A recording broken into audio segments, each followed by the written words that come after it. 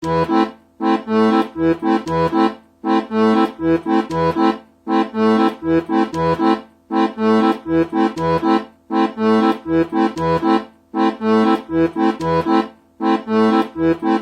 um convidado mais que especial e apresentadores mais ou menos, senhoras e senhores, estamos começando mais um Cuca com Salame, o seu café colonial disfarçado de podcast. No comando dessa mesa, este que vos fala, Luciano Televisão, e ele, o nosso emblemático Érico Pérez. O que eu posso falar de emblemático? Será, Luciano? Eu tenho dúvidas. Emblemático? Me conta. Marcante, né? Sim. Tudo bem. Dá pra dizer que... Tá bom. Tá bom? Não, vamos mudar de assunto. Vamos mudar? Vamos falar do nosso convidado. Eu não tenho nenhum argumento bom mesmo para justificar esse emblemático. Não, vamos deixar... Mas emblemático foi legal, gostei. Obrigado. Sonoro, né? Sonoro. Muito. Acho que é sonoro. Emblemático. Por favor. Tá, calma. Nosso convidado é um jovem formado em Direito aqui pelo CSU de Francisco Beltrão. Ele também é um precursor do MBL. Ele trouxe o MBL para Francisco Beltrão. Foi coordenador aqui, foi coordenador estadual. Também foi escolhido... Meu Deus, me fugiu a palavra ativista. Em 2019, pelo Paraná, né? Do Paraná. Em 2020, ele concorreu a vereador aqui para o Francisco Beltrão. Não se elegeu, mas assumiu algumas funções na Prefeitura Municipal de Francisco Beltrão. E em 2022, ele assumiu um cargo que eu diria dá visibilidade, mas é um cargo polêmico, né? Que exige que a pessoa esteja sempre encarando algumas situações que nem sempre são tão agradáveis. Ele assumiu o PROCON. Estamos falando do guri, do Eduardo e da Andréia. Nosso querido Bruno Savarro. Seja bem-vindo, Bruno. Muito obrigado, Érico, Luciano. Que alegria estar aqui conversando com vocês. Bater um papo descontraído, falar de trabalho, falar de política, falar de toda essa mini trajetória, por enquanto, aos 24. Mini trajetória. Já é uma trajetória. Já tem, né? Espero que no próximo Cuca que eu vier, talvez daqui a alguns anos, tenha mais história ainda pra gente contar. Não, mas isso com certeza. Só manter o ritmo, né? É só manter esse ritmo. Tu não perde embalo que vai, né? Que vai ter bastante história. Mas uma coisa importante, Luciano, será que ele tá faceiro? Depois a gente pergunta ou pergunta agora? Ou vamos para os patrocinadores? Eu senti vontade de perguntar agora. Tá faceiro? Tô faceiro. Tá bem. Agora podemos ir para os patrocinadores. Então, tudo bem. O Luciano tá afobado querendo falar de patrocinador. Ele quer lucrar, tá certo. Ele quer, tá só certo. pensa nisso. Quero manter as dívidas pagas. Né? Importante. Vamos lá, então, inicia o nosso protocolo. Bem. Nosso primeiro patrocinador, Iraci Cafeteria e Confeitaria, um estabelecimento muito conhecido, muito respeitado aqui na cidade, com produtos de muita qualidade, um ambiente também muito agradável e excelente atendimento, que leva o selo de qualidade da família Ruaro. Exatamente. Muito bem. Adiante? Adiante. Inovata Ambiente, uma empresa de ambientes do Gelson e do Fernando, uma empresa bastante conceituada, que produz, aí, que monta, cria, né, com arquitetos, com profissionais muito capacitados, produz ambientes que aliam tecnologia, que tem muita beleza e que são sempre... A empresa, né, a Inovata, é sempre elogiada pelo seu pós-venda. Sempre destacado pelas pessoas que vieram destaques aqui. Importantes aí, né? Beltronet, um provedor genuinamente Beltronet, né, com várias opções aí de planos, né? O Érico, ele não quer que eu fale dos outros, Bruno. Ele quer que eu vá direto naquele de 720 megas. Eu também queria ter um plano de 720 megas. O seu plano é de 720? Não é de 720. Mas você que é um usuário da Beltronet. Sempre elogio porque é bom mesmo, mas realmente com o que eu tenho é bom. Eu nem lembro qual que é, mas certeza que não é o de 720. Quem sabe um dia, né? Quem sabe um dia. Também nossa querida Carize Cristófoli, que atende em Pato Branco. Ela é especializada em harmonização facial, mas a Carize procura fazer esse trabalho de uma forma a preservar a beleza natural dos seus pacientes, né? Ela procura fazer uma harmonização facial gradativa e sem exageros. Muito bem. Sua vez, eu acho. Finalizando, então, temos a Meriz Hospitalar. Outra empresa muito bem conceituada aí na área da saúde. Eu dou risada porque ele já olha que eu não me saio muito bem fazendo isso aqui. Mas não é isso. É que É que, né, na verdade, a gente acaba levando na esportiva a Merizio, né? Sem destacar tanto. Não, mas é que eles são extremamente importantes. Sem né, que é a tanto. empresa de amigos, né? Daí a gente fica fazendo essas galinhagens. Né? Fica fazendo galinhagem. A piadinha da banda já se esgotou. Já se esgotou. Mas, enfim, o pessoal da saúde que vem aqui fala muito bem deles, são muito bem conceituados. A uma competência da Merizio Hospitalar. Exatamente, empresa da Nick e do Eduardo. Bom, vamos pedir agora para o pessoal se inscrever no canal. Isso aí. Ativar sininho, enfim, essa coisa toda. Estamos quase chegando nos 1.000 seguidores. Vamos pedir para o pessoal nos contribuir nessa campanha aí para que a gente possa continuar, né, crescendo e chegar logo nesses 1.000 aí que tá difícil, né, Luciano? E aquela perguntinha surpresa. Já se inscreveu, Bruno? Tô inscrito e se quiser pegar o celular ali dá pra ver. Uau. Com quem que eu fui me meter? Exatamente, né? Então, que beleza, que beleza. Vamos então dar início aí a nossa... Vamos lá, né? Perguntinha inicial. Como que o Bruno se descreve? Deixando um pouquinho o lado profissional, o lado... Quem é Bruno? Essa talvez seja a pergunta mais difícil. Como você se descrever? Acho que o Bruno dá para ser descrito como um jovem sonhador que luta muito por seus objetivos, que quando coloca algo na cabeça vai atrás até dar certo. Enquanto não dá certo, não sossega, não para. E que tem muitos objetivos pela frente e que se algum passo não sair exatamente como o previsto, como o planejado, fica às vezes até irritado com isso, porque sempre tenta seguir o plano e, enfim, almejar coisas grandiosas futuras. Sou filho de outro advogado, filho de assistente social, neto de um imigrante italiano que é pioneiro da nossa cidade e que herdou muito esse espírito do querer crescer, o espírito do trabalhar, o espírito de correr atrás. Bom, meu avô saiu do país dele, na Europa, para vir para cá atrás do sonho. Então nós estamos hoje está muito mais fácil para nós e isso me motiva, lembrar dessas histórias e lembrar dessa... Tem um orgulho, Bruno. Tem um orgulho e uma vontade de representar o sobrenome, representar a família. O Bruno é neto do conhecidíssimo Pietro Savarro. Né? Pietro Savarro, o Pietro que fez história na cidade, se instalou na cidade junto com uma das empresas mais antigas daqui, que é a madeireira Camilotti. Depois veio junto com o Ângelo. Foi até curiosa a história.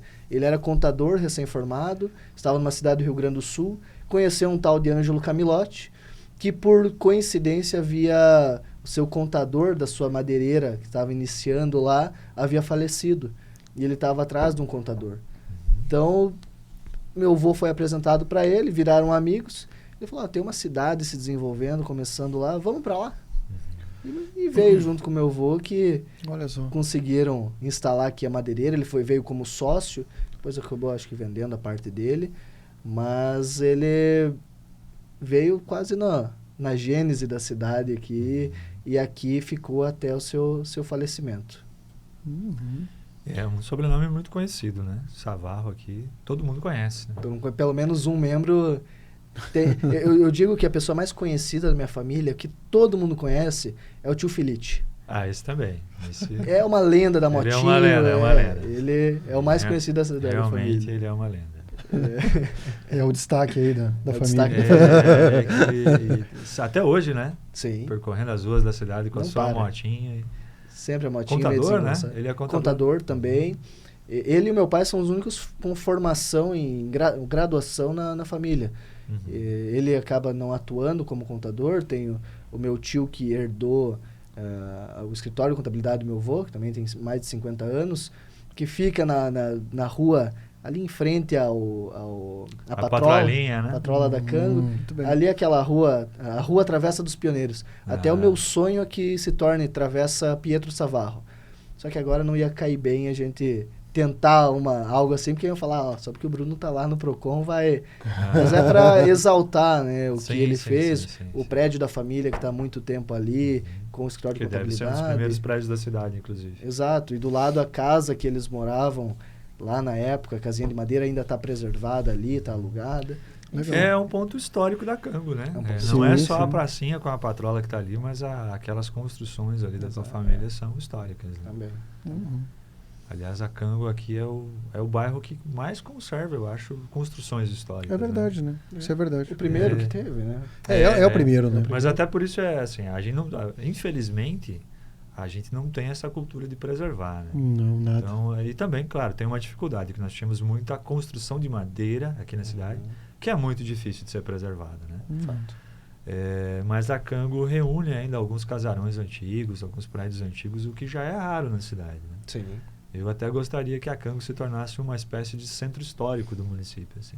Seria. Mas é um projeto trabalhoso, grandioso e muito audacioso. E que não é tão fácil de colocar em prática, né? Não. Mas é uma ideia muito boa, né? Tem que mudar toda uma cultura, né? Tem. Ao invés de derrubar e construir prédio, preservar, é difícil. Mas seria excelente. Seria e envolveria alguma política pública também, que ia agradar alguns e ia desagradar outros. Né? Então nunca é fácil fazer esse tipo de coisa. Sempre assim. E agora, Érico? Agora temos aquela segunda pergunta, né? Mas essa é mais fácil, né? Essa é mais fácil, até porque tá fresco na memória do rapaz aqui. Fresco, né? Tá muito mais fácil para ele falar sobre a infância do que para nós. A gente precisa dar uma pensada a mais aí, né, Luciano? Mas, enfim, conta da tua infância. Fui aqui em Beltrão mesmo, que bairro que foi, do que tu brincava. Conta um pouquinho aí dos primórdios aí do Bruno. Eu nasci em Beltrão, estou então, há 24 anos aqui e pretendo ficar por quanto tempo for possível. Né? Eu amo essa cidade. Apesar de já ser uma nova geração, não é uma geração que lá na infância a gente ficava no celular, a gente brincava na rua bastante mesmo. A gente teve uma infância bastante divertida. Primeiro ali na Cango, no prédio da família, nós moramos em 2 apartamentos diferentes, então jogava bola na rua. E tem aquela história que quem é o dono da bola, quando não está jogando, ninguém mais joga, né? E como eu era muito pequeno, a minha mãe intervinha porque eu não tinha a voz suficiente para... Não, deixa eu jogar. E aí a bola é minha, as travinhas eram minhas, e ela fala, não, se o Bruno não jogar, ninguém joga. E era a escalação era feita por conta é o Bruno e mais alguns. É da dona André. A André que fazia a escalação desse time. E eu sempre tava nessa escalação. Então eu jogava com meu primo, o André, o Vinícius Maia, que é amigo até hoje, que também jogava na época. Os meninos os filhos do pessoal da lanchonete Sobradinho, então o Igor, o Rodrigo, todo mundo jogava ali naquela rua, se reunia na travessa, que não passava muito carro, então a gente podia jogar bola. Se bobear até hoje dá pra jogar bola ali. Dá, tranquilamente. Brincava de esconde-esconde atrás dos monumentos lá, na patrola mesmo, a gente achava um jeito de se esconder. E aí depois a gente foi morar no Jardim Floresta, ficamos um tempo razoável lá. Foi quando o meu pai acabou vendendo a parte dele na WLE. Então, nós nos mudamos para o Nossa Senhora Aparecida, onde a gente se encontra até hoje. Ali também, as amizades foram sendo formadas, aí a gente mudou um pouco as brincadeiras. Era o Bets na rua, brincava lá com... Viu? Ou taco, como alguns chamam, né? Taco ou Bets. O Luciano é um defensor do taco. Do taco. Embora eu tenha jogado muito pouco isso. Né? A gente brincou bastante de taco. Então eu vou adaptar a minha linguagem. Tu gostou? Não, eu joguei muito pouco isso, mas é taco. Mas eu defendo. Não, mas eu não me envolvo muito nisso aí. A minha polêmica das brincadeiras é com o carrinho de rolamento. Que pra mim é de rolamento, não é de rolimã. Por que de rolimã se o negócio se chama rolamento? Pois é. É uma dúvida pertinente, mas eu sempre aprendi rolimã. Eu sempre aprendi rolamento. Você já andou? Eu não cheguei a andar. Sim, tinha um. Tem certeza? Mas duvido que foi você que fez o teu próprio carrinho. Já sei que não. Você pensou na... Eu devo ter ajudado, né? Acho que não. Mas talvez eu não tivesse idade para mexer em ferramentas, assim, não sei, sabe? Eu não cheguei a brincar dele. Deve ser divertido. Não, era legal. Acho que eu nunca... E aí ali na frente, na vizinhança, de casa, além de jogar o taco, então, com o pessoal ali... Com o carrinho de rolamento. E andar com o carrinho de rolamento. Com amigos, eu sou um cara de poucas amizades, mas muito duradouras. Então os amigos da época são os mesmos de hoje. Então eu tava lá, tinha o Edron, que morava na esquina, aí o pessoal que estudava comigo no Adventista, onde eu estudei minha vida inteira, o Gustavo, o Iago, o Edron e o Iago, que eu citei agora, eles se formaram comigo em Direito. Então foram amigos são até hoje, né? Estão no meio profissional também. E aí a gente gostava de jogar gol a gol. Tem o portão da minha casa e na frente tem 2 árvores que dá faz um gol. Igual um gol. E praticamente do mesmo tamanho, a coincidência. Pô, que beleza, hein? Então a gente competia, só que coitada da vizinha, a Dona Tere, que a bola sempre ia no vidro dela, só que tinha uma telinha lá, mas o susto, a pancada, o barulho dava e assustava. Sorte que o filho dela, o Vini, também brincava com a gente, porque senão a briga ia ser maior. Ela nunca reclamou ali, a vizinhança muito, muito parceira. Isso já até na Nossa hoje. Senhora Aparecida. Já Nossa Senhora Aparecida. Os mesmos vizinhos da época se mantêm. Ali o Cacau, o Laércio da Campo Lavoura, o Joaninho, enfim, todo o pessoal ali do ao redor me conhece de moleque. Então, me viram crescer, não tinha tanta briga que, pesado, para de jogar bola. Não, todo mundo, deixa a pesada brincar. Então foi uma infância bem divertida, com bastante brincadeira, sem tanta tela pra atrapalhar, sem TikTok na época pra considerar que foi uma infância raiz, né? Foi, né? Não foi tão Nutelinha, não. Foi tão Nutelinha. Não, foi. Muito bem. Vamos adiante, então? Vamos lá. Você é formado em Direito, né, Bruno? E o que te levou para o Direito? Você chegou a ter algum outro plano, alguma outra... Tem aquela vamos chamar assim, aquela frase típica, né? O que o menino Bruno queria ser quando crescesse, né? Sabe que o menino Bruno não tinha nada em mente. Eu tinha o exemplo dentro de casa, que era o meu pai, queria fazer o que ele fazia. Na minha infância, eu lembro, ele se formou em 2005, então eu tinha 6 anos, então eu peguei ali, posso dizer que parte da minha infância.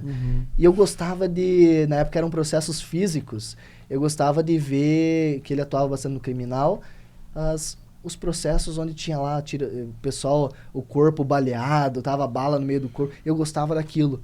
Eu achava interessante aquilo e eu falei, eu quero isso. Só que depois os anos foram passando, fui para o ensino médio sem ter uma direção, sem o que eu vou fazer. Até que chegou no meu terceirão, o pessoal lá do SESI se reuniu com todos os que seriam formandos e falaram, passaram uma lista, todo mundo assina qual faculdade vai fazer, porque a gente vai fazer uma publicação especial e tal. Chegou na minha vez, falei, cara, o que eu vou fazer? No terceirão, não sabia. Qual que foi o meu pensamento? Não foi um pensamento, pois tô certo que o direito vai me apaixonar, vai ser, enfim, a minha profissão, vou ser advogado. Eu pensei, meu pai já é advogado. Ele já tem um escritório, para mim vai ser mais fácil. Vai otimizar meu tempo, eu vou ter alguém para me amparar ali quando eu tiver dúvida, não vou estar no escuro. Sim. Então, coloquei direito. Depois disso fiz vestibular, entrei na CESU e acabei me encontrando em algumas áreas específicas do direito. Uma delas não foi o direito do consumidor, por ironia do destino. Foi aquelas aulas meio... fácil demais. Esse direito é tranquilo. Aqui no direito do consumidor tem pouca foto de crime, né? Exato, tem pouco tiroteio. Não que motivava muito. Né? Só quando o Celso Russomano vai lá, às vezes dá uma confusãozinha ou outra. Mas foi isso. Eu não tinha muita certeza do que fazer, mas hoje eu tenho certeza que foi a escolha correta. Foi uma escolha correta, né? E como que foi essa decisão, Bruno, de trazer o MBL para Beltrão? Cara, foi assim, a minha história política, ela começou lá em 2010. Um moleque de 11 anos, que não sabia muito o que estava fazendo, que o meu pai foi convidado para participar da campanha do Dr. Arizone para deputado federal. Na época o número dele era 4321. Tinha até uma musiquinha lá que ficava na cabeça, musiquinha chata que até hoje, se cantar, o povo vai lembrar. O Dr. Arizone foi candidato pelo PV, né? Pelo PV, exato. E eu fui numa reunião com ele, gostei daquilo, comecei a sair pedir voto. E aí eu chegava nos adultos, vota no Dr. Arizone. E eles pediam, por quê? Eu falava, não sei, só vota. Vota porque é o meu candidato. Ninguém te preparou para articular essa parte aí. Ninguém me explicou que eu pedi por quê. É tão difícil assim. Me convença, né? E eu só sei que eu gostei daquele clima. Eu gostei, às vezes tinha uma discussão, outra no comitê, divergências normais na política, e eu gostei daquilo. E aí, logo depois, o Dr. Arizona, infelizmente, não conseguiu ser eleito, fez 5.000 votos aproximadamente, e aí depois meu pai foi convidado para ser o presidente do PV. Enfim, montar ali novamente o partido, reestruturar. Aí, nesse período, foi um tempo em que eu seguia aquilo que era a orientação, entre aspas, dele. Se o meu pai decidisse que ia com o grupo A, eu estava junto. Até mesmo porque, na eleição de 2012, eu tinha 13 anos, 2014 eu tinha 15 anos. 15 anos já tinha ali certa consciência política. Mas o que de fato foi um divisor de águas foi quando eu virei, e logo depois do impeachment da Dilma, eu virei e falei, o que eu penso da vida? Ora eu vejo que ali a parte da esquerda me agrada mais, ora eu vejo que eles estão errados, essa parte de corrupção, a Dilma foi derrubada, enfim, a questão do Lula. E aí eu comecei a estudar, comecei a ir atrás, só que não estudar os locais, os brasileiros que falam sobre política. Eu fui para a teoria, eu fui para os liberais, eu fui para os conservadores de fato, Edmund Burke, fui para os liberais, o Milton Friedman, o von Mises, enfim, os teóricos. E lá eu encontrei, principalmente no liberalismo, e falei, isso daqui faz sentido para mim. O desburocratizar, ou diminuir a máquina, o peso do Estado nas costas do cidadão, diminuir impostos, sabe? Deixar de atrapalhar, o Estado ser um incentivador, um ajudador da população, ao invés de ser um atrapalho. E eu achei tudo aquilo, falei, é aqui. Eu me identifico dessa forma. E aí, naqueles dias, veio um post patrocinado no Facebook, venha fazer parte do Movimento Brasil Livre. Me registrei, mandei o meu formulário, no mesmo dia me mandaram mensagem e adicionaram todos os beltronenses e falaram, você é de Beltrão, era direcionado para cá. E adicionaram todos os beltronenses num grupo de WhatsApp. Não tinha mais de 10 pessoas, posso citar aqui algumas que foram muito importantes nesse processo. Tava o Gederson Araújo, que foi um dos meus fiéis escudeiros até hoje. Tinha a Darlana, tinha o João Dário, tinha o Rafael, tinha, enfim, o Eric, tinha um pessoal bem legal e motivado, jovens que queriam fazer a diferença. Todos meio perdidos no sentido, tá, e agora? Qual que é o próximo passo? Mas queríamos trabalhar, fazer a diferença. E aí eu lembro até que teve uma votação simbólica para quem queria ser o coordenador municipal.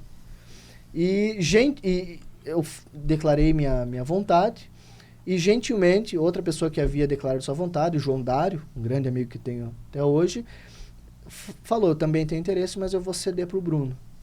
E ali eu me tornei coordenador municipal. Em 2017, portanto, 2018, até 2020 eu tinha ali uma relação com o MBL municipal. E aí, depois acabei me tornando coordenador estadual, enfim, tem tantas histórias aí nesse meio tempo, mas foi basicamente isso, eu me identifiquei como um liberal de fato, encontrei um movimento que naquele momento falava, eu sou um movimento liberal, falei, tá aqui, esse é o meu lugar, essa é a minha praia, vou estar com esse pessoal que pensa o mesmo de mim, e vamos ver no que dá, vamos ver o que a gente consegue mudar na cidade. E foi proveitoso. Muito bem. Eu imagino que você se dedicou bastante a essa função, vamos chamar assim, né? Porque aí depois você assumiu a coordenação estadual. Sim. Aí vocês devem ter desempenhado muitas ações, assim, porque vocês foram premiados, né? Sim, sim. Como é que era a tua rotina nessa época aí? Porque eu imagino que tem muita atividade envolvida, né? E bastante. Devia ter muita viagem também. Não, a questão de viagens a gente faz... Eu fui para São Paulo 2 vezes, Curitiba umas 2, 3 vezes também, para os congressos. A maioria era feita de forma remota. Mas a rotina era basicamente dedicação quase exclusiva ao MBL. E tentava conciliar com a faculdade, algumas vezes não conseguia conciliar tão bem. A faculdade ficava de lado. Exatamente. Foi um erro, a faculdade ficou um pouco de lado. O direito do consumidor perdeu um pouco ali. Ficou um pouco de lado, mas... Sabe, aquelas... Naquele momento eu estava apaixonado, querendo mostrar trabalho, querendo fazer a diferença. E, portanto, falei, não, eu vou me dedicar integralmente, quase integralmente ao movimento. tanto que rendeu muitos frutos. Como foi falado, virei coordenador estadual em um momento em que 2020 teve eleição federal.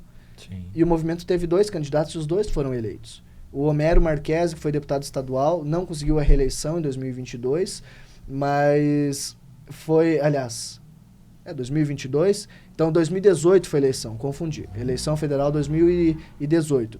Homero foi eleito com uma votação expressiva e nós elegemos também o Paulo Eduardo Martins, que foi candidato ao Senado agora e só perdeu para o senador eleito, para o Moro. Então, foi muito bem votado e ele fazia parte do movimento. É um grande amigo que eu tenho daquela época, um grande ajudador. Só que depois de 2018, 2019, o MBL ficou um pouco refém de lideranças.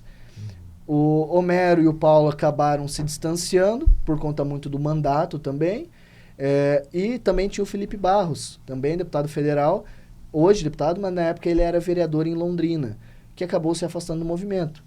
Então estava órfão de um representante, de alguém que levasse as pautas a nível de estado. E aí surgiu um molequinho franzino lá em Beltrão, eles falaram, vai ser você. E fui criando amizade com os coordenadores estaduais. Um foi para São Paulo com o MBL Nacional e falou, Bruno, agora é você. Te vira. E nesse período nós fizemos um trabalho de expansão do MBL. Tinha, se eu não me engano, 8 núcleos, a gente foi para mais de 30. Foi feita uma estratégia errada. A ideia era certa, mas a estratégia foi errada. A gente só abriu o núcleo, mas não trabalhou para fortalecer eles. Então eram núcleos inativos. Praticamente não existiam. Entendo. Até tem uma amiga minha, hoje amiga, a vereadora Aninha de Medianeira, ela conta uma história, eu não me recordo que se foi isso mesmo, mas ela disse que eu expulsei ela do MBL. Geralmente a gente não recorda de algumas cagadas. Quem dá o soco esquece, né? Quem leva não. Né? Ela conta até hoje que eu expulsei ela do MBL. E eu não me recordo disso. Mas fazia sentido, porque Medianeira não era tão ativo. Então... Só que essa postura fez com que ali em 2019 nós tivéssemos uma projeção nacional. No sentido de Beltrão foi o melhor núcleo do país. Olha só. Todos os municípios que tinham MBL, Beltrão foi o melhor. O Paraná ficou entre os 3 melhores do país. Um congresso estadual que nós fizemos foi o melhor do país. E eu fui um dos 3 ativistas do Brasil. Então, em todas as categorias, nós tivemos entre os 3 primeiros. Nas 4 categorias, 2 a gente ganhou, 2 ficamos entre os 3. E dizem as más línguas que nós só não ganhamos todos, que a ideia era que o Paraná se destacou tanto que era pra gente ganhar tudo. Só que pros outros não ficarem com inveja. E não é desculpa de perdedor, isso é o que os outros falam. Eu não sei se é verdade, até que ponto é verdade isso. Mas o pessoal comenta, ó. Será que não dá para recorrer aí, Bruno? Talvez. Será que não tem um PROCON aí dos movimentos políticos, alguma coisa assim? Acho que seria o justo, né? Colocar uma urna eletrônica lá, uma votação aberta para isso. Mas teve essa expansão grande e essa projeção a nível nacional. Na época eu lembro que eu gravava vídeos aqui, vídeos amadores, ruins. Hoje é que a gente conversava, né? Eu sou um cara muito crítico em relação a mim. Então depois eu vou ver essa conversa que a gente tá tendo. Possivelmente eu vou ter vários pontos para eu melhorar para a próxima. Nem veja, Bruno. Não, a gente não faz isso também. Não. Senão é complicado isso aí. E eu vejo os vídeos da época e eu falo, cara, como assim? E vídeos que pegavam 100, 200, 300 mil visualizações. Mas acho que isso é normal, né? Sim, quase isso é tudo muito que a comum, gente isso é faz muito comum. e você olha para o passado. Assim, revisitar coisas você vê mais defeitos do que acertos, geralmente. E tem uma frase que não sei de quem é e não sei se... Não vou repetir ela ipsis literis, né, literalmente. Mas se você olha para trás e você enxerga um idiota, você evoluiu. Se você olha para trás e não enxerga nenhum erro, você continua sendo um idiota. Muito bom. Então, isso, isso vai para opiniões, isso vale para tudo, né? Sim, faz muito sentido. Muito boa. Bruno, nessa época que você estava com toda essa evidência no MBL, você chegou a conhecer de perto, a conviver com essas lideranças nacionais?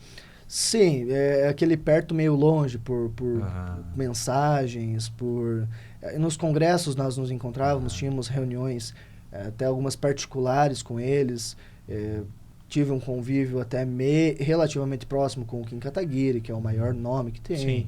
O Fernando Holliday, um cara fenomenal.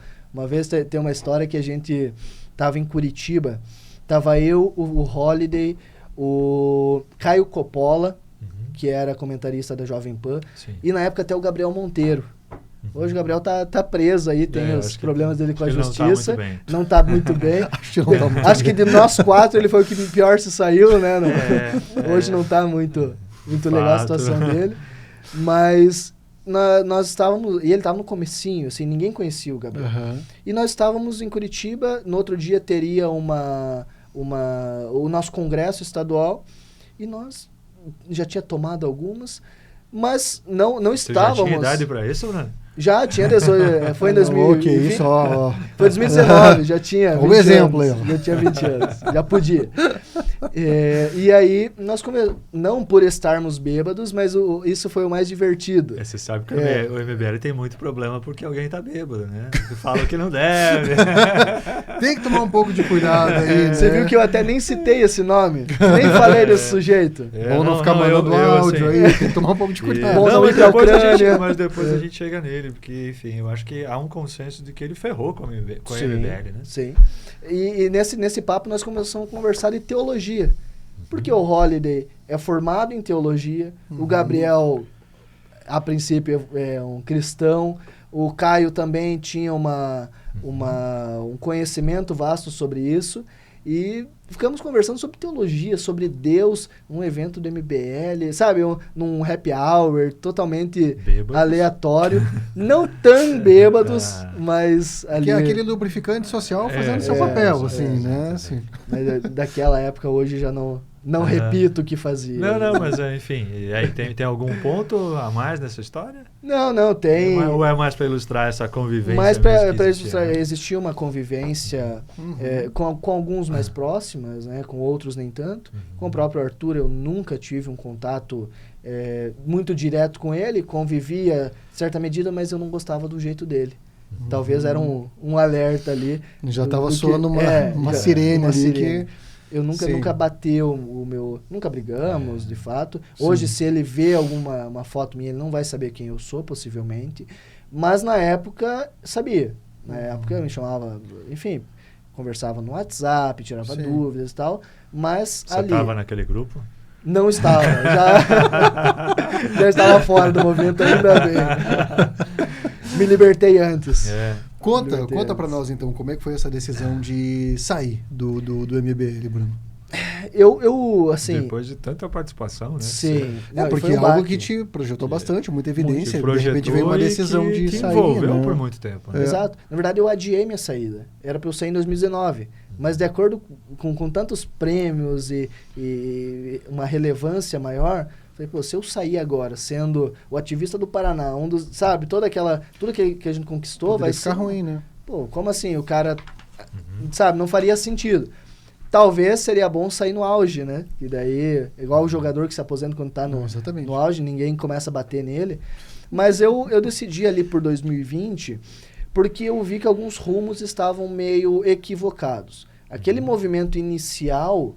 de jovens que queriam fazer a diferença, que sonhavam em um Brasil livre de fato, já não estavam mais tão motivados a isso. O inimigo passou a ser outro, não um Estado inchado. E passou a ser outro, e não por esse fato apenas. Isso é frase do Tropa de Elite, né? Pois é, eu também pensei no filme, né? O Tropa de Elite 2, né? O inimigo agora é outro. Falei sem querer, mas pode ser a referência.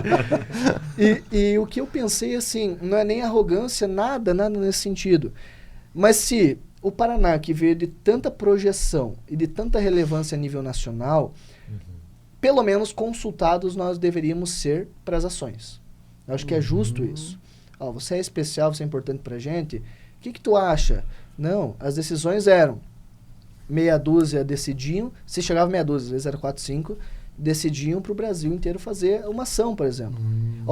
Amanhã, teve uma que foi assim, amanhã todo mundo na frente dos fóruns da cidade de vocês, protestando contra, acho que prisão em segunda instância, alguma coisa assim.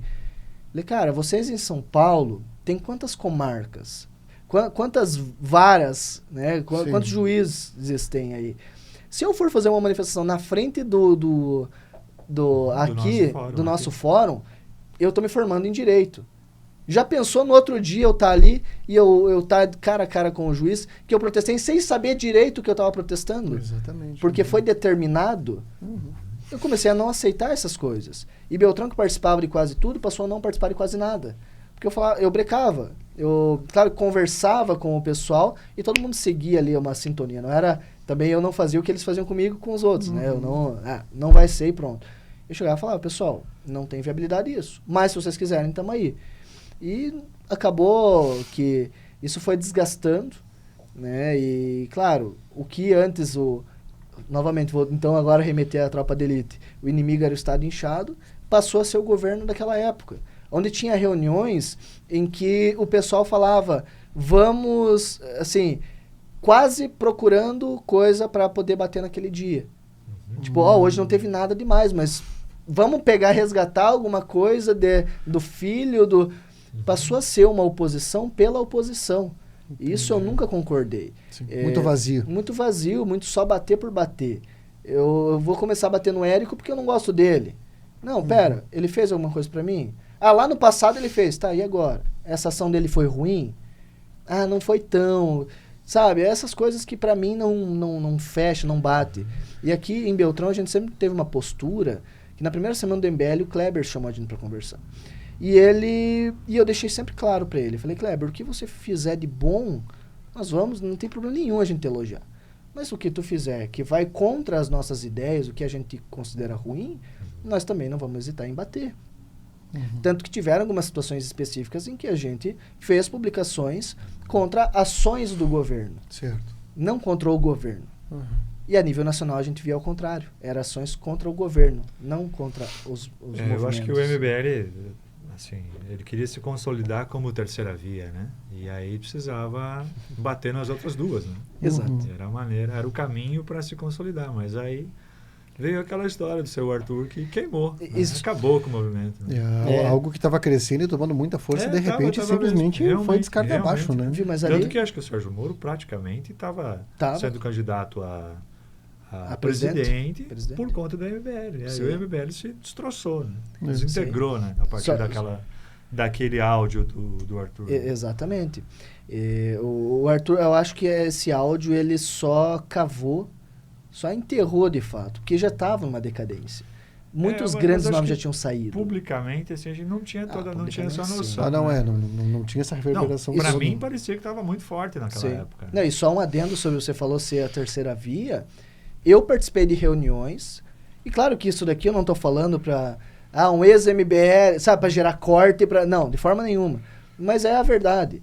Eu participei de reuniões em que o líder maior, que eu até me recuso a falar o nome, porque depois que eu saí falou um monte de besteira de mim, ele falava, nós seremos o poder mediador do Brasil. O poder moderador, aliás. Poder moderador do Brasil. Quem o MBL escolher será o presidente da República. Olha a audácia. Tá certo que tem que pensar grande, mas chegar num momento assim... Ou seja, o que ele estava querendo falar? O candidato que a gente não apoiar, nós vamos derrubar.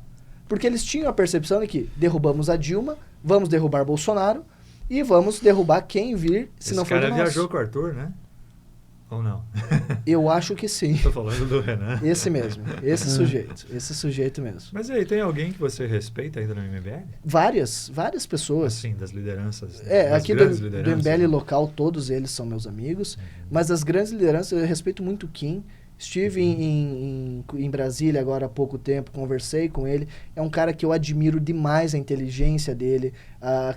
Sabe, ele vai atrás das informações. Os deputados da oposição, todos os deputados, desde o bolsonarista até o petista, respeitam muito ele. Porque ele é um cara dedicado.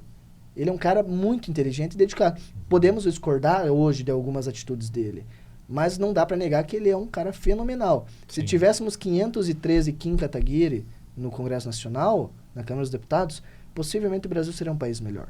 Não pela opinião política, novamente, mas pela dedicação dele e pelo estudo que ele apresenta. Então, ele foi um dos únicos que sobrou lá.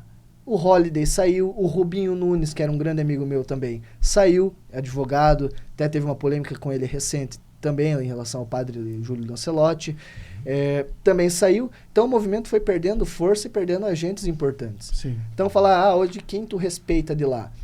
Dos conhecidos. Tem os amigos que estão nos bastidores. Tem o Júnior, tem o Danilo, tem um monte de gente lá que é muito importante, mas que não aparece nas câmeras.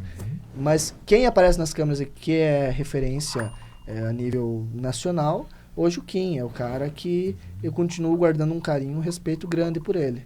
Vamos para um outro ponto, Bruno. Você foi candidato a vereador em 2020. Não se elegeu, mas deve ter tido uma experiência muito grande na campanha, né? Campanha política é uma escola, né? O que você tem de recordação? Quais são teus aprendizados nesse período aí? Campanha política, eu acho que todo mundo deveria passar. Todo mundo devia ser candidato e todo mundo devia passar pelo poder público pelo menos um mês.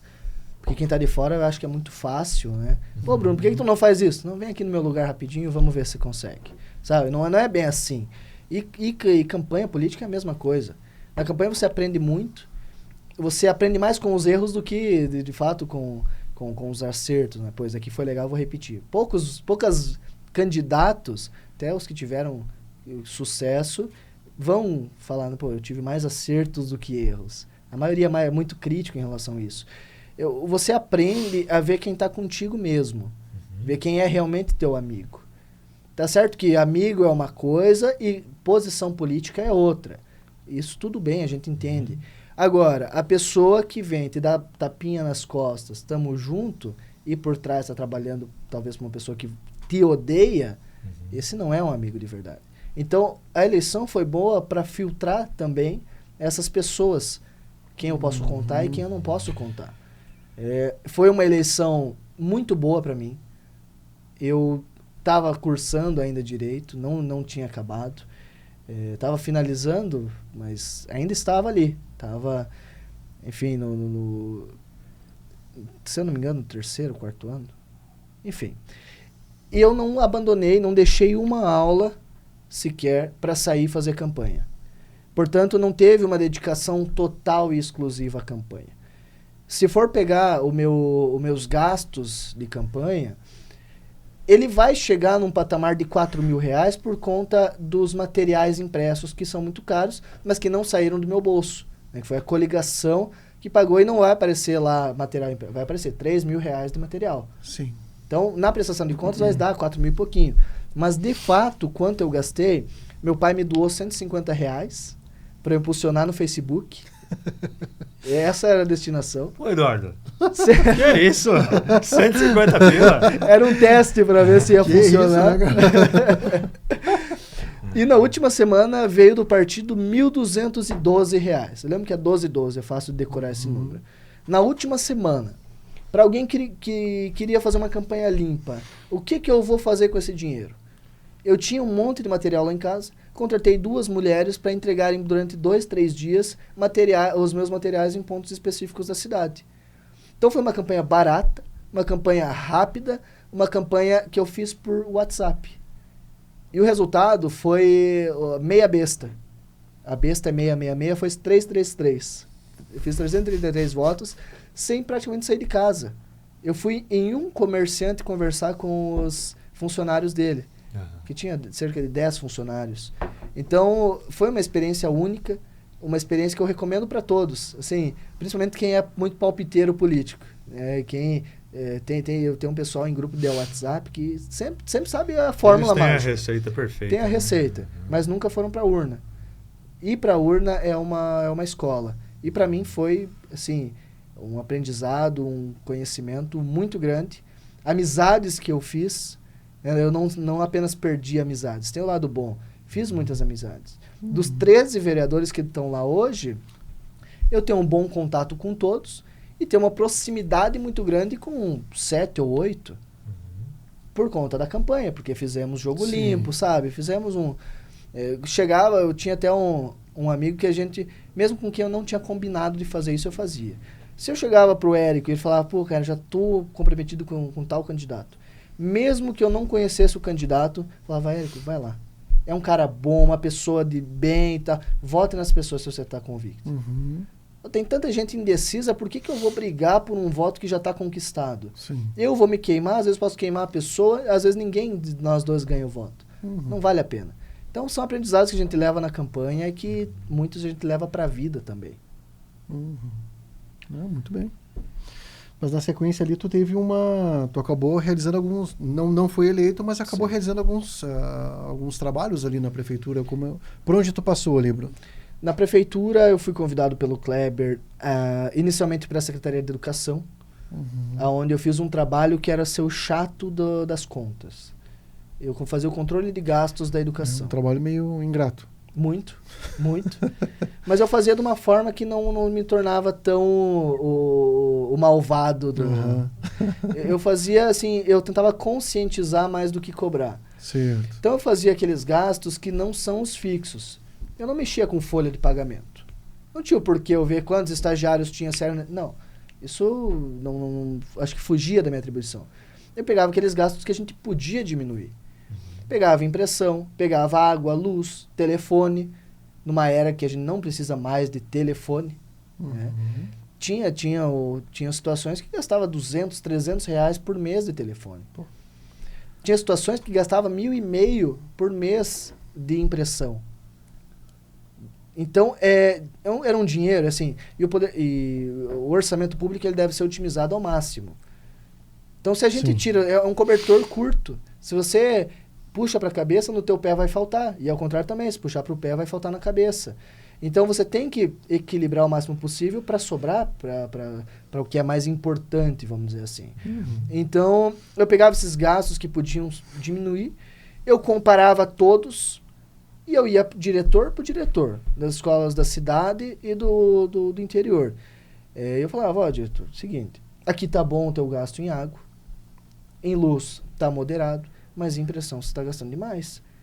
Eu falava, a média em Beltrão é, sei lá, 100 impressões por aluno. Não, 100 é muito, mas 20 impressões por aluno. O teu tá 40.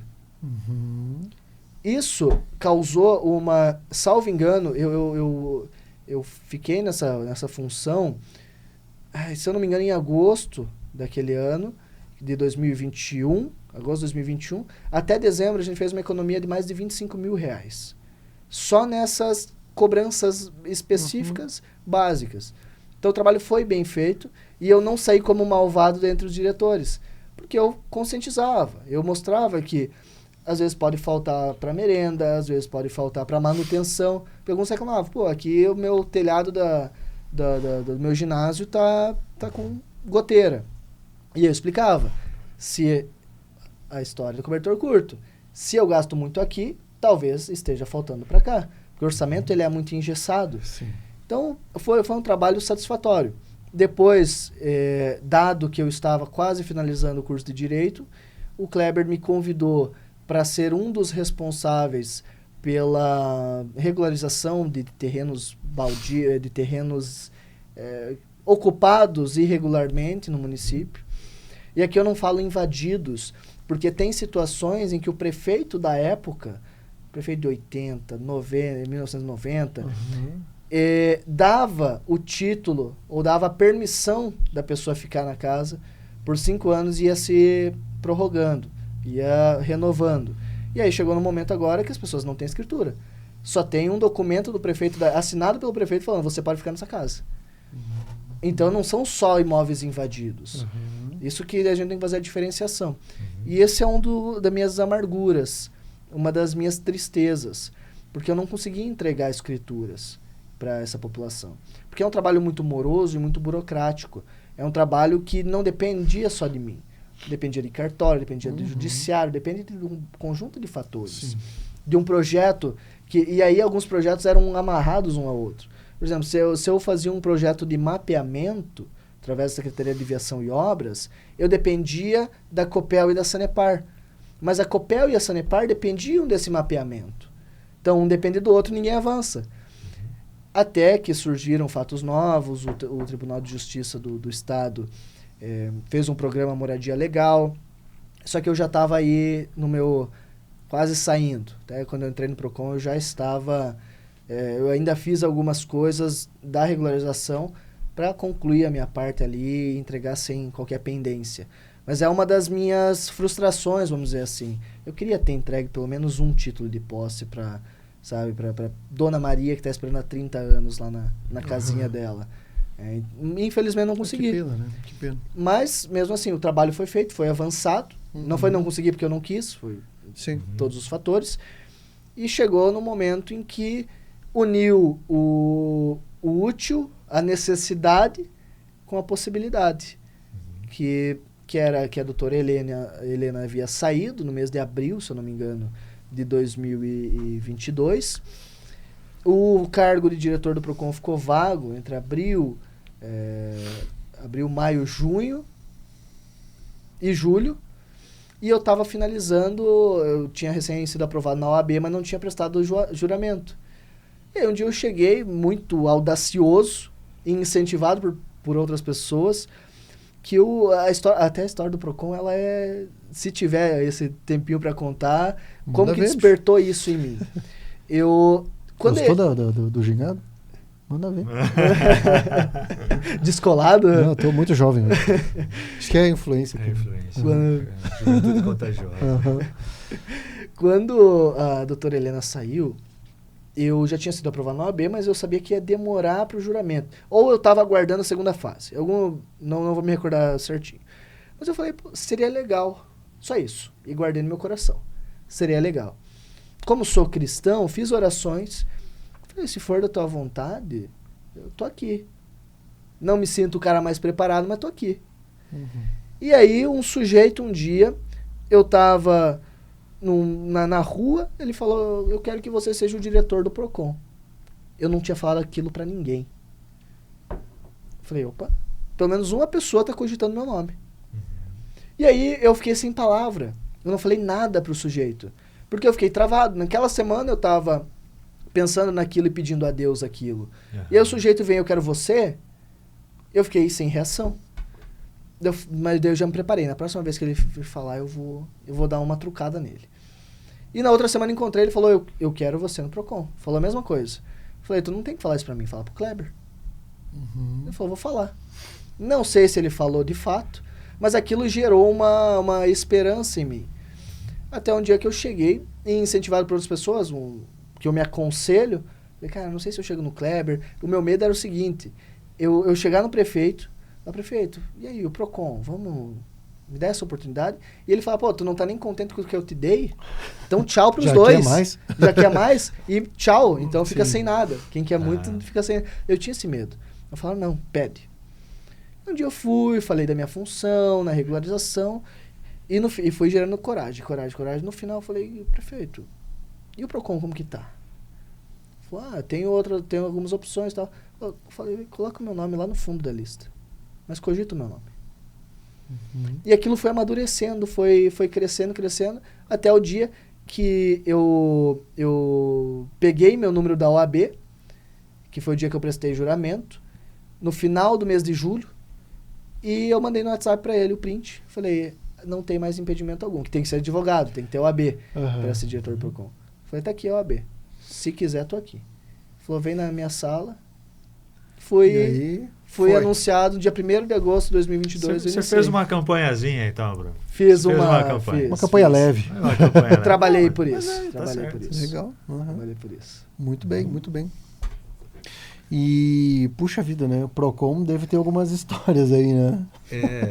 Até falei no início, né? O PROCON, ele é um órgão que dá visibilidade, né? Porque o diretor é sempre visto, né? Então, tem que estar sempre se pronunciando, sempre dando entrevistas. Mas ele também te coloca em polêmicas, né? Muitas situações que não são fáceis de resolver. E como é que tá isso, Bruno? Muitas histórias já? Tem alguma que dá para contar? Tem. E assim, eu imagino que também as pessoas procurem o PROCON, às vezes por motivos que cabem ao PROCON trabalhar e tentar resolver. E também imagino que muitas vezes elas vão lá com coisas absurdas. Sim. E aqui a história que eu vou trazer tem um pouco das duas. Né?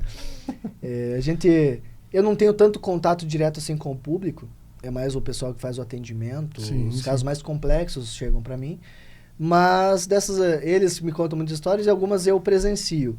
e isso eu costumo falar, e é até um pouco polêmico se fizer o corte no fim da frase, não esperar a conclusão.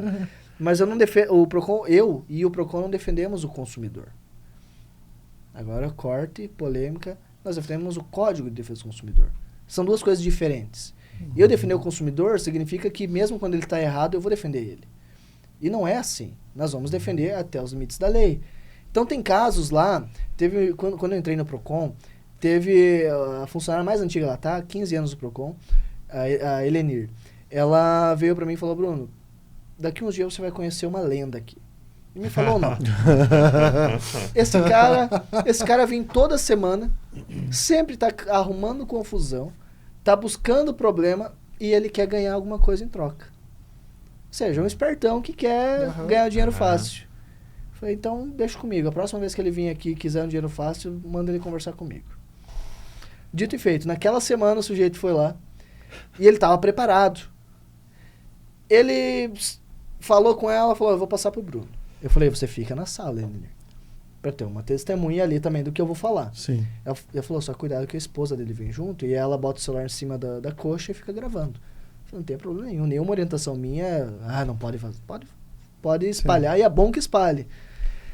E aí o sujeito sentou lá e falou o seguinte, doutor, eu recebi algumas ligações de uma operadora e isso está me importunando.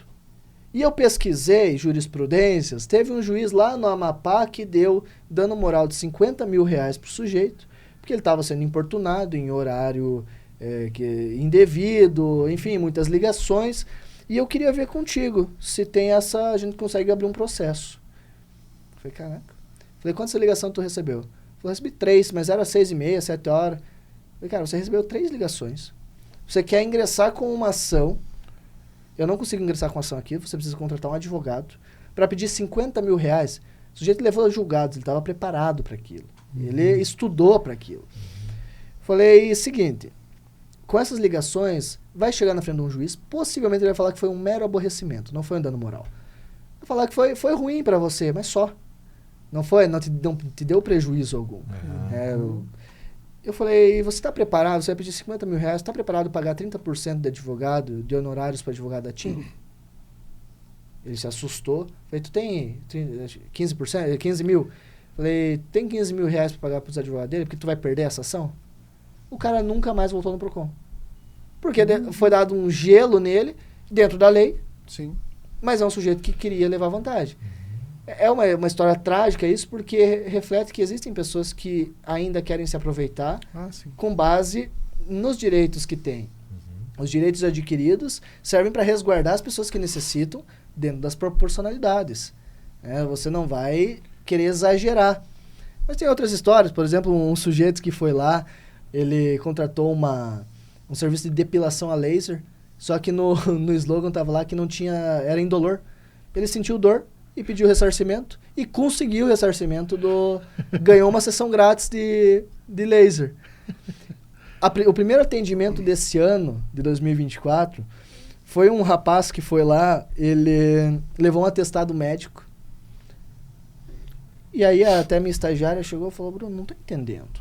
Tá com o atestado aqui. A hora que eu fui entender a história do sujeito, ele foi até o PROCON, ou seja, ele se deslocou até lá, para falar que tinha um atestado e ele tinha uma conta que vencia naquele dia. E ele queria usar o atestado para justificar o não pagamento daquela conta. Mas se ele estava no PROCON, o que impedia dele ir na lotérica pagar? Pois é. O que o atestado muda?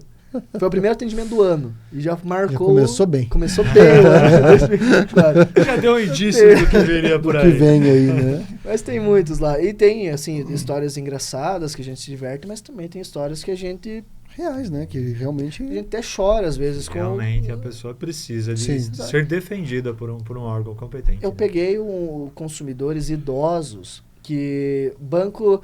Hoje em dia virou festa. O banco vai lá e só coloca um monte de empréstimo consignado e começa a descontar. Isso é brabo mesmo. Teve idoso que chegou para mim e falou, doutor, eu tô desesperado. Eu tenho remédio, eu tenho um monte de coisa para pagar e eu tenho R$200 por mês.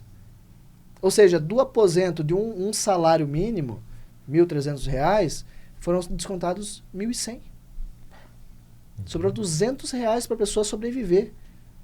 Isso é desumano, isso é lamentável. Teve uma situação, que, claro que eu não posso intervir com tanta veemência, vamos dizer assim, porque eu atendo dezenas de casos toda semana lá. Claro. Eu faço 4 audiências por terça-feira e 4 por quinta, então são 8 audiências por semana. Então, se eu sair, fiquei com dó, vou te ajudar, se torna, não vai valer a pena, enfim, não faz sentido. Né? Só que teve uma situação num sujeito que tinha problema mental. Ele era gremista, assim como eu, e isso até me deu uma comoção maior. Esse aí o fator de identificação. Esse foi o fator de aproximação com ele. Bem. Se você precisar de alguma coisa, então... Vou chegar lá, né? Só me lembra que é gremista, que daí a gente dá um jeito. Não, beleza. Já vou com a camisa lá. Né? E o sujeito, ele comprou a camisa pela Shopee. Só que ele viu a camisa por, acho que, R$20. E chegou na casa dele, era uma camisa de criança. Não era pra ele. E o cara com problema mental, passando por dificuldades financeiras, foi até a Procon por causa de R$20. Sim. Até o advogado, o preposto da Shopee, que existe o direito ao arrependimento, isso é importante que todo mundo saiba, de compras fora do estabelecimento local. Então, se eu vou no comércio local, faço uma compra, eles não são obrigados a trocar o produto. Tá. Eles podem ter a política de trocas, o que é recomendável e é ótimo que tenha. Fideliza o cliente, enfim. Sim. Mas não é obrigado, só por defeito. Agora, se eu compro online, se eu compro por plataformas digitais, chegando na minha casa eu tenho 7 dias para me arrepender. E devolver o produto sem qualquer ônus, sem pagar a taxa de correio, sem nada. Só que a Shopee estava embaçando isso, não estava ajudando o consumidor, estava atrapalhando ele. E até o advogado virou e falou, cara, eu vou te dar esses R$40 que foi da tua camisa, e eu vou te dar uma camisa original do Grêmio, da nova que tem. Pensa o sujeito que saiu saltitando de felicidade lá. Então, essas coisas que marca a gente, fala, cara, eu tô cumprindo um papel que eu posso ajudar muita gente. Sim. Não foi, eu não paguei, foi o advogado, o preposto da parte, da Shopee, mas a gente fez a intermediação e isso nos marca, assim, utilizar, e isso é uma frase que a minha mãe repete há muito tempo, você ser a diferença onde passar. Então, utilizar do cargo para ajudar as pessoas, utilizar do cargo para ser a diferença na vida das pessoas. Porque eu tô lá no dia a dia, todo dia vai surgir um caso ou outro. Vai ter caso de malandro, vai ter caso de quem quer se aproveitar, mas vai ter aquele sujeito que eu posso dar uma ajuda, às vezes até financeira, tirar do meu bolso. Tá aqui, sabe, para evitar... Para resolver. Para resolver logo ali. Então, assim, tem muitos desafios, é muito apedrejado. Isso foi algo que eu mudei quando eu entrei no Procon. Porque o que eu percebia, e era a percepção que eu tinha, é a mesma que as pessoas têm. O Procon não funciona. Não serve para nada. Por quê? Quando dá um problema, quando aumenta a gasolina de forma exacerbada, inclusive vai aumentar agora nos próximos dias novamente, a culpa é de quem? É do governo e do Procon, que não fiscalizou. Se eu vou no mercado e tenho um produto vencido, a culpa é de quem? É do Procon que não fiscalizou. Sabe, tudo recai sobre o Procon. O que eu pensei? Quando que eu vi o Procon na mídia? Quando estava acontecendo o problema. E aí foi explicar o problema. Não deve ser assim. Nós devemos trabalhar e já mostrar. Porque a população vai olhar, vai falar, cara, tive esse problema, mas o Procon está trabalhando. Eles estão fazendo fiscalização. Eles estão me amparando de alguma forma. Se eu não divulgar, se eu não levar para público, como que eu quero que alguém saiba disso? Como que eu vou ficar bravo? Pô, cara, como assim você não sabe que eu tô fiscalizando? Que eu tô trabalhando um monte? Como que vai saber? Não tem como por telepatia. Então, nós mudamos esse formato da comunicação. Nós comunicávamos absolutamente tudo o que fazíamos. Isso até mudou um pouco, que agora, nem tudo. Agora, as coisas mais principais. Sim. Mas, nesse período, nós já realizamos muitas coisas. Talvez, eu não quero ser injusto e nem prepotente, mas talvez o Procon viva o melhor momento da sua história. No sentido de fiscalizações. Nós fizemos muitas. Teve uma que surgiu, algumas surtiram grandes efeitos, mas a menina dos olhos, para mim, é preço em vitrine, que era algo que me incomodava há muito tempo. Passava no centro, sabia que tinha que ter o preço, mas ninguém colocava. Poucos colocavam. E aí eu um dia resolvi fiscalizar. E na fiscalização notificava, avisava, colocava, ó, eu tô te avisando, não vou te multar, mas você tem 5 dias. Em 5 dias eu volto aqui. Eu acho que até vou te ajudar aí, né, Bruno? Você não só fez isso, mas você avisou que ia iniciar um processo de fiscalização, né? Para essa prática do preço em vitrine. Né? Isso eu acho importante. Algumas pessoas acabam criticando isso, no sentido de, como assim tu tá avisando que vai fiscalizar? Mas eu vejo o sentido porque eu não tô avisando o dia que eu vou começar. Não tô avisando em qual comércio eu vou começar. Eu tô avisando, vai ter. Sim. Pode ser amanhã, pode ser daqui 2 meses. Sim. Vai ter. O porquê? Eu não quero ter o trabalho de notificar nosso empresário. Sim, acho que isso é bom que fique evidente, né? Eu o objetivo quero evitar. do PROCON não é prejudicar o empresário. De forma nenhuma. E a maioria deles entende. A maioria. E aí, os argumentos usados na época eram até... meu vizinho não faz. E aquela analogia, né? Se o teu vizinho matou alguém, então você tem o direito de matar alguém. Claro, guardada todas as proporções, mas é aquela... ele fez. Ô mãe, ele... Sabe, aquela briga de irmão. Sim. E eu falava, cara, faz a tua parte. A minha eu tô fazendo, e a dele eu vou fazer com que ele faça. E aí o que assustou algumas pessoas foi que foi dado uma ampla divulgação a isso. Foi para veículos, assim, de todos os lados da cidade, todas as proporções, todos os públicos. E em uma entrevista o pessoal até pediu qual seria o valor da multa. Eu fiz um cálculo rápido e era um dano coletivo. O dano coletivo multiplica, dependendo do valor da empresa, em até 50 vezes a multa. Então a multa iniciava para MEI em R$26 mil. Isso foi levado a público, começava em 26 e acabava em 50 mil. Pô, com 26 mil eu vou levar um MEI à falência. E eu explicava, gente, eu posso chegar nessa multa, mas eu não quero. Eu não vou. Sabe, eu vou evitar ao máximo, mas vocês têm que colaborar comigo. E essa aproximação com o comerciante foi muito importante para o PROCON. Porque nós mostramos que nós não estamos contra eles. Nós estamos do lado da lei. E que eles também estão do lado da lei. Quem fazer tudo certinho não vai ser notificado. Já notifiquei empresas de amigos meus. Mas eu explicava, cara, tô te notificando por isso. Muda. Mudava. E essa aproximação é boa com o empresário local, muito também justamente criar essa relação de intimidade. Se eu venho e converso com o Luciano hoje e falo, eu tô contigo, conta comigo. Amanhã o Luciano, talvez ele tenha a oportunidade de lesar um consumidor numa hipotética situação em que ele não tô gostando muito desse exemplo, Bruno. Nos do Érico eu beneficiei ele, né? Agora eu tô prejudicando. Mas o que aconteceu na pizzaria do Luciano lá? Como é que foi? Mas vamos pegar o Joãozinho, então.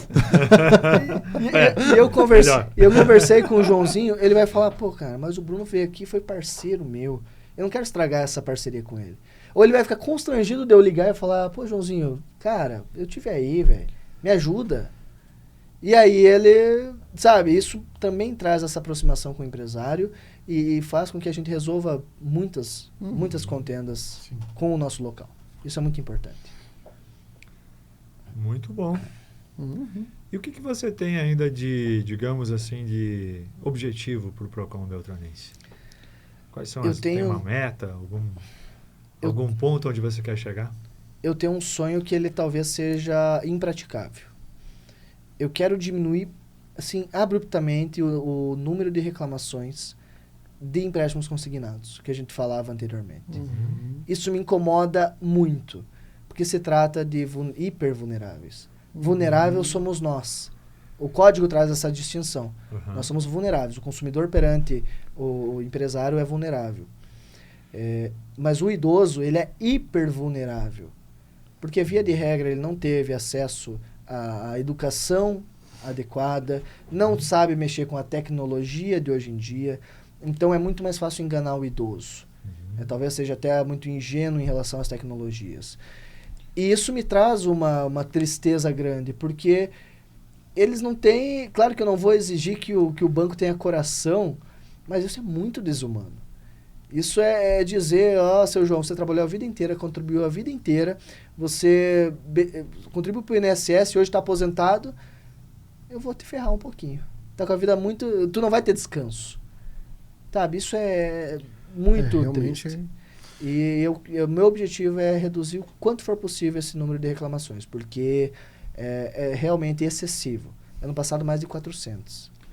E o que pode ser feito de prático em relação a isso, Bruno? Aí que está a dificuldade. Se eu multar, o que eu falava das multas, 26 mil para banco, se eu multar em 20, 50, 100 mil, para o banco não vai fazer diferença. A multa, o dinheiro, não vai fazer diferença para o banco. Esse é o grande problema. Eu multar um banco gigantesco em 1 milhão... Enquanto tu tirou 100 aqui, eles já conseguiram muito mais em outro lugar. Eu imagino que também a capacidade deles de ter um mecanismo para se defender dessa ação é gigantesca. Né? Eu recebo... Não vai diariamente postergar qualquer sentença aí. Então, postergar muito. Tem casos parados lá há anos. Então, aí que está o grande problema. Aonde que eu consigo mexer com o banco a ponto deles, pelo menos, darem uma segurada? Porque financeiramente não vai ser. Emocionalmente não vai ser. O que eu posso fazer? Eu tenho que ir para o outro lado. Esquecer o banco. Eu ir para os idosos. Fazer cursos, conversar com eles para conscientizar sobre o direito empresarial, o direito bancário, o direito previdenciário, sobre tecnologias, o que a gente já fez nos anos anteriores. Mas agora, esse ano, nós vamos intensificar cada vez mais essa conscientização do nosso consumidor idoso. Ano passado, nós fizemos uma semana inteira do consumidor. O Dia do Consumidor é 15 de março. Nós usamos a semana do dia 15 para fazer várias ações todos os dias. E o dia que foi o maior sucesso foi no Centro de Convivência dos Idosos, onde foram reunidos mais de 300 idosos para ouvir sobre o direito do consumidor. Então, eu levei a palavra, delegados da Polícia Civil falaram sobre golpes, representantes da OAB, das comissões de direito bancário, direito da pessoa idosa, a doutora Paula e a doutora Franciele levaram a palavra lá. Enfim, foi um mega evento, mas nós precisamos aprofundar cada vez mais, porque fazer um evento para 300 idosos, quantos idosos nós temos na cidade? E para ele lembrar do evento que foi lá em março, até agora, de todas as orientações, tem que ser algo mais periódico e constante. Com certeza. Mas é meu maior objetivo hoje. Talvez até, inclusive, como seria bom forçar os bancos a fazerem campanhas esclarecendo, né? Porque seria importante. O banco não fica triste, mas em geral eu imagino que são os próprios familiares, né? Que se valem dessa facilidade que o aposentado tem para contrair empréstimo. Né? Tem casos que a gente... tem isso, né? Tem o familiar, tem de fato o banco insiste muito, né? O banco insiste muito. O banco está ali oferecendo. E aí sempre tem algum interessado. Né? Sim. Exato. Isso é verdade. Eu já pegou caso em que lá no Procon a pessoa descobriu que foi a filha dela que estava junto na reclamação, lá fazendo reclamação, que fez o empréstimo. Puxa vida, aí é complicado. Ela saiu do Procon, foi para a delegacia denunciar a filha que estava junto com ela. Então, assim, tem a parte do banco, mas tem a parte dos espertinhos que tentam... Exatamente. Sempre tem alguém querendo esse dinheirinho fácil. Né? Quando envolve dinheiro, que complicação. É lamentável. Como é que tu tá de água aí, rapaz? Não, tem pra... Então tá bom. Tem que deixar o rapaz hidratado aí, né? Molhar a palavra. Molhar a palavra fazia tempo que eu escutava. Essa é muito histórica. Essa aí chamou mesmo. Não combinou muito com a juventude. Não, realmente, Luciano... Acho que tu tem que largar um mano agora na próxima pergunta para equilibrar. Viu, mas eu misturo um pouco juventude e idade mais avançada, né? Porque mesmo com 24 anos já tenho entradas de alguém de 60 anos, né? O calvície. Então, já pode ser considerado uma... Falei nada, tô quieto aqui. Melhor assim. Tô bem quietinho aqui. Você que é bem abastado nesse quesito, mantenha-se neutro. Eu tenho uma inveja. Vou ficar quietinho aqui. Fiquei constrangido agora. Não vai esnobar. Fica quieto, não esnoba. Deixa abaixo. Das nossas conversas, eu acho que o Érico está se levando mais vantagem. A gente falava de barba, você falou, não gostei do assunto. Agora, falando de cabelo, nós dois da mesma forma. Por motivos óbvios, né? Em termos de pelagem, assim, não... Praticamente não é um bom assunto. o Homem-Fera. Não sei se você assistiu esse desenho, Bruno. Não. Ele é um pouco mais recente, velho, né? Velho. Mais velho. Mas eu imagino. Mas preciso ressaltar que o Luciano começou a deixar aqui um... Não dá pra ver. Tá vindo, na né? gravação talvez não apareça, mas... a luz aqui atrapalha, né? Existe. Tá vindo, né? Não, tá legal, Luciano.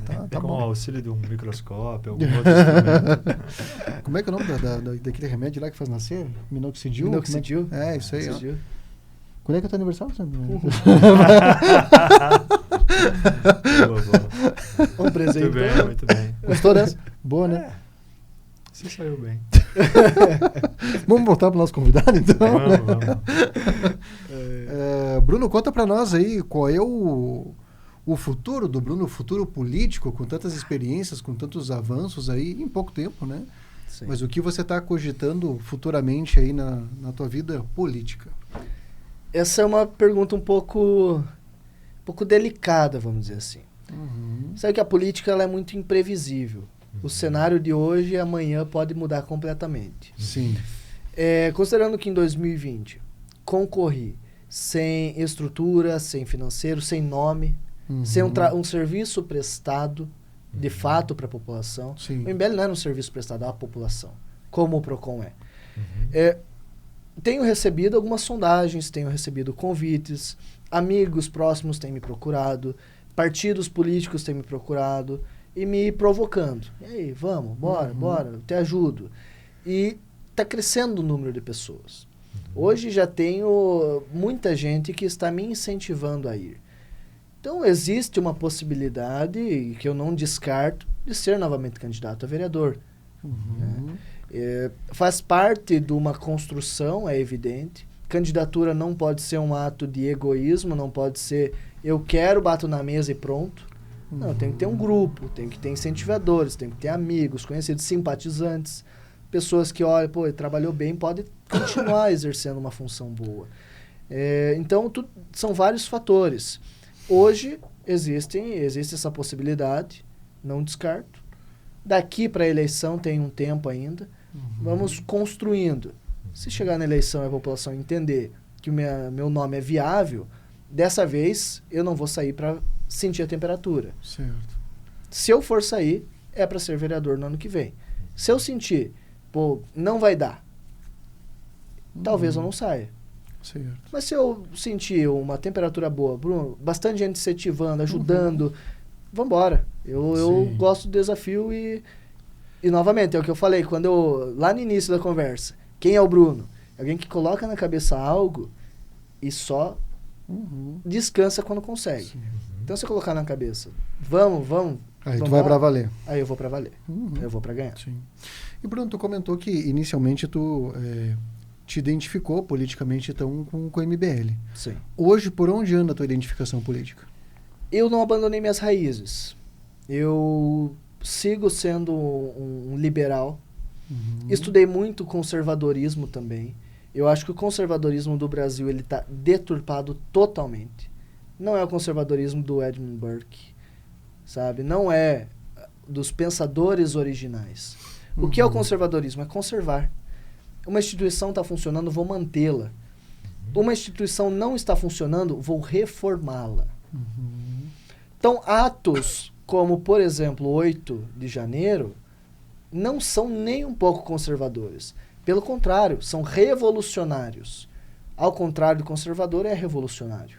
O pessoal atribui o revolucionário à esquerda, mas existem revolucionários de direita. E até quando eu escrevia para o Jornal de Beltrão, eu fiz uma matéria sobre isso. Uma coluna, falando dos revolucionários da direita. Que parece incompatível, mas existem muitos. E eu vejo que devemos nos espelhar mais nos teóricos, principalmente lá de fora, do que no conservadorismo à brasileira, que não quer preservar as instituições, pelo contrário, quer destruí-las. Chegou ao ponto de algumas pessoas falarem, vamos destituir todos os poderes e deixar o nosso presidente governar. Aonde que está o conservadorismo nisso? Sim. Sabe? Então, se ser conservador é isso, eu não sou. Se ser conservador é ter as bases de conservar o que funciona, de preservar as instituições importantes. E aqui, instituição importante, podemos manter também a instituição da família, preservar, não vou falar da moral e bons costumes, porque eu também acho que isso não é meio que, não vou dizer ultrapassado, mas o Estado, e aí que entra talvez a divergência liberal-conservadora. O Estado não deve regular o que cada um sente ou faz, contanto que isso não afete a coletividade. Então, eu falar de moral e bons costumes, esse pessoal que está aí vai sempre puxar para os mesmos argumentos, para os mesmos contras. Hoje eu me considero um liberal. Me considero um liberal no que diz respeito principalmente às questões econômicas. O Estado não atrapalhar a vida do cidadão. Existem pautas conservadoras que eu comungo também. Então, eu acho que podemos fazer essa mistura, mas, novamente, não confundir o que é aplicado com o que realmente é na teoria. Na prática, não é aplicado metade dos ensinamentos que são basilares desses dois pensamentos, dessas duas linhas ideológicas. Né? Isso é lamentável. Muito bem. Muito bem. Chegamos aos finalmente? Chegamos. Muito bem. Aqui no finzinho, Bruno, a gente tem o hábito de chegar no... São duas perguntas, né? São duas. A primeira não é bem uma pergunta, uma indicação. E aí depois a nossa pergunta final. A famosa bundinha da cuca. E a hora do brodo é o momento em que tu indica o trabalho de alguém, indica aí de qualquer área, enfim, lembrando que não é exatamente uma pessoa para vir aqui no Cuca, né? Mas enfim, a sugestão de algum trabalho, de alguém que você de fato confia no serviço, né? Eu vou citar aqui 4 pessoas, posso? Fica à vontade. O primeiro deles hoje fez uma mudança no meu horário, então é uma pessoa que eu confio há mais de 2 anos. O Luciano não vai entender muito dessa nossa conversa, Érico, mas é o meu barbeiro. Boa, essa foi boa. Tu espera um pouquinho agora, Luciano. Já puxa no modo. Vou ficar aqui na minha. O senhor Rogério Donini é parceiro, meus horários lá é toda quarta-feira. E ele falou, mandei mensagem, hoje eu tenho podcast lá e preciso de um horário. Deu um trato, jeito. Né? Aí ele deu um jeito de me atender. O segundo, não é porque estamos aqui, mas é uma referência que eu tenho em tantos sentidos, questão profissional, questão até da política. Pensamos muito parecidos, que é o Dr. Diogo Kusakawa, que é uma referência, acredito que é aqui para todos nós. Com certeza. E citar também 2 pessoas do meio político. 3 pessoas do meio político. Não vou deixar. Só 4? É que alguma não dá para deixar de fora. Não, vai lá. Que eu acho que representam a juventude em poder, em posições de poder, em posições importantes, como a que eu estou hoje. Eu acho que a função que eu presto no PROCON vai além da parte profissional. Vai no exemplo para as próximas gestões. Olhar e falar, pode ser que esses moleques aí deem conta. Porque tem aquele preconceito, será que vai dar conta? Não sei e tal. Então, eu me inspiro e me espelho muito em pessoas que ou são jovens de idade ou politicamente falando. Aqui eu vou citar 2 vereadores, o Jean Emiliano, muito jovem, fez um trabalho excepcional na Câmara de Vereadores. A gente tem basicamente a mesma idade. Hoje a gente estava discutindo que, se por acaso eu for eleito, talvez eu... Só que chegamos à conclusão que não. Eu poderia me tornar o mais jovem da história, superando ele. Mas não, ele vai continuar sendo o mais jovem da história. Não vai dar tempo. Não vai dar tempo. Já passou o meu... Ainda tá. Se hoje eu assumir, ainda dá, mas não vai dar. O vereador Ronaldo também faz um trabalho excepcional. Também é jovem na política. E também de idade aqui, não vou rebaixar ele, joga esse glamour pra ele, né? É jovem o rapaz. Jovem. Ele vai gostar. É um piazão. Ele vai gostar dessa observação. E um outro piazão também, que é referência em todos os sentidos, é o prefeito Kleber, que é alguém que é talvez o prefeito mais jovem da história e que também vai dar exemplo para os próximos. Sim. É um piazão que deu certo, que fez uma gestão mais bem avaliada da história. E, portanto, a população vai entender. Se o Kleber, jovem, fez um bom mandato, talvez a ideia seja repetir mais vezes sim, isso. abre portas para outros jovens. Exatamente, né? exatamente. Mostra que é possível. Então, acho que essas são as ideias. Tem condição de administrar. Exatamente, essa é a ideia. Essa é a ideia. Finaliza, hein? Tá bom. Pergunta o que ele fazia 5 anos atrás aí. Pois é. A nossa pergunta tradicional fica um pouco confusa, vaga, talvez, porque né? Geralmente a gente pergunta, né, se o convidado pudesse voltar no tempo, falar com ele mesmo aos 17 anos de idade, que conselho lhe daria, né? Mas e aí, Bruno, que conselho você daria pro Bruno de anteontem? Vamos ter que reformular essa pergunta para os jovens aí, né? Fazer uma variação. Olha, é uma trajetória muito nova, muito recente. Eu não posso dizer, deu certo. Tá dando certo. Uhum. Os projetos, as ideias estão se amadurecendo. Mas não posso dizer, cheguei num momento que eu tô confortável. Não, de forma nenhuma. Mas é falar pro Bruno de 5 anos atrás que continua que tá dando certo. Tá no caminho. Vai ser difícil, vai ser ruim, vai ter momento em que vai querer desistir, em que não terão tantos estímulos, mas prossiga que tá no caminho, eu acho. Uhum. Muito bem. Muito bem. Chegamos ao final, então, do nosso podcast. Passou rápido, né? Passou rápido, né? Passa ligeiro mesmo. Passa rapidinho. Vamos agradecer, então, a presença do nosso convidado. Bruno, muito obrigado por ter vindo, por ter reservado esse tempinho para estar aqui com a gente. Acho que é uma conversa importante, inclusive, além de mostrar você, né? Mostrar um Bruno que as pessoas veem, talvez só por um ângulo, né? Que é o ângulo aí que é visível através do Procon nesses últimos tempos, mas também de mostrar um outro Bruno, né? Mais um lado mais humano, mais familiar também. Uhum. Mas também acho que foi uma conversa útil, inclusive, no sentido de orientar as pessoas. Né? Acho que principalmente nesse momento que a gente fala do Procon, desses cuidados aí que o Bruno destaca muito essa questão do empréstimo consignado, dos idosos. Sim. Né? Isso é um alerta, importante. Exatamente. Né? Então tem vários pontos que eu acho que serão úteis para as pessoas. Uhum. Né?